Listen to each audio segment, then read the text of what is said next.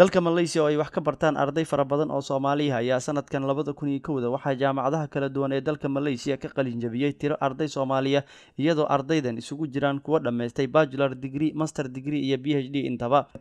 jaamacadda University Utara Malaysia oo loo soo gaabiyay UM ee ku taala gobolka Kadax ee dhacda waqooyiga dalka Malaysia ayaa sanadkan waxaa ka qalin jabiyay ku dhawaad 50 arday Soomaaliya. dhanka kale guddiga ardayda Soomaaliyeed ee jaamacadda UM ayaa xaflad u qabtay ardaydii ka qalin jabisay jaamacadda.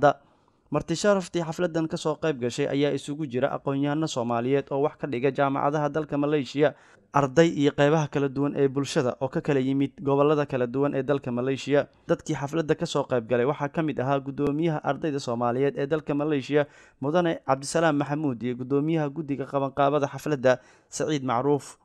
qaar ka mid ah dadkii ka soo qayb galay xafladan oo Royal TV mikrofoonka ay la dhaxmartay ayaa muujiyay fikirkooda ku aadan sida ay u arkaan qalin jabinta walaalahooda Soomaaliyeed. guud ahaan ka soo qaybgalayaasha dakatirada saxafiyiinta aad u mahadsantihiin. Assalaamu calaykum waraxmatullaahi wabarakaatuh.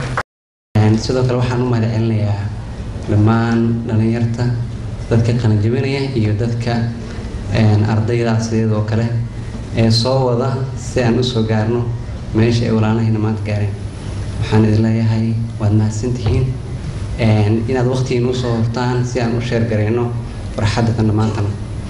Soomaaliya waxaa jirta shirkado aanan ogoleyn inay gabdhaha shaqaaleeyaan waa run, laakiin waxaan idin sheegayaa inay jirto shirkado hadda bilaabay inay sameeyaan departmentiyo gabdho kaliya, marka waxna niyad jabina. barashadiina sii wata, waxaad tihiin hooyooyinkii mustaqbalka wadanku idinku dhisan yahay, marka taas baan idinku boorinayaa. runtii waxaan aad ugu faraxsanahay maanta inaan ka qayb galo xafladda qalin jabinta walaalahayga qaaliga ah ee Soomaaliyeed, gaar ahaan walaalkay Xasan Maxamed Xiire oo magaalo ka wada imaanay oo runtii aftiqaadi halkan igu soo dhaweeyay. runtii farxad qaali bay tahay, aad baan ugu faraxsanahay. maanta waxaan aad ugu faraxsanahay qalin jabinta ay qalin jabinayaan walaalahayga Soomaaliyeed ee jaamacadda UM ee wadanka Malaysia.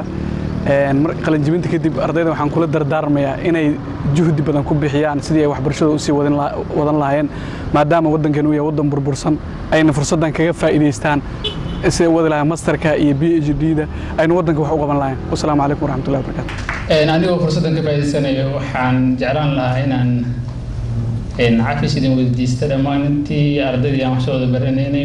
qofka bini'aadanka haday meel ku wada dhaqan yihiin waxbaa kala gaara, marka insha Allah waxaan jeclahay inaanan ku ekaanin degree sida saaxiibada kale aan inay master iyo PhD basi wadaan insha Allah.